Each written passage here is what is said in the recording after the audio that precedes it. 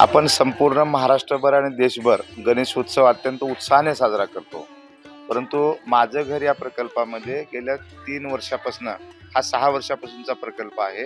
3 वर्षापासून आम्ही पर्यावरणपूरक गणपती साजरा करून लहान मुलांच्या मनावर पर्यावरणाचा जो संवर्धन करणे किंवा पर्यावरणाचा संदेश त्यांच्या मनावर आम्ही बिंबवण्याचा प्रयत्न या निमित्तानं करतोय.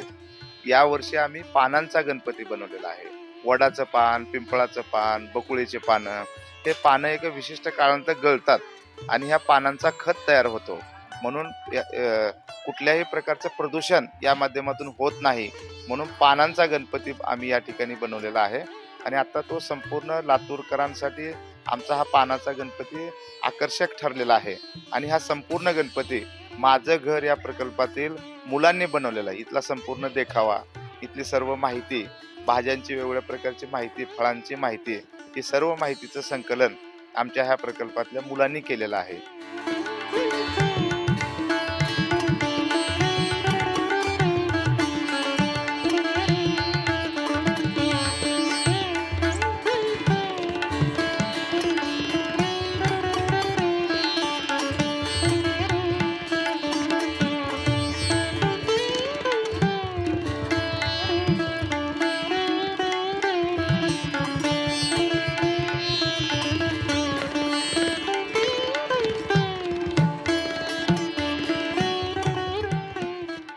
खरं सांगायचं तर मला आज खूप आनंद होतोय.